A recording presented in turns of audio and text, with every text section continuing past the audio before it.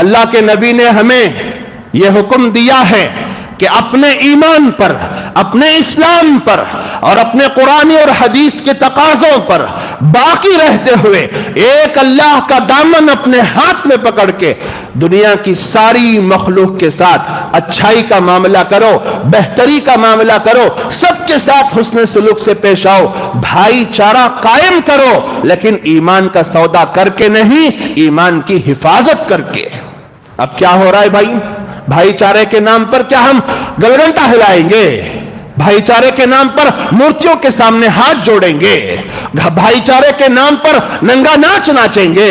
بھائی چارے کے نام پر غیر اللہ کی عبادت کرنے لگ جائیں گے؟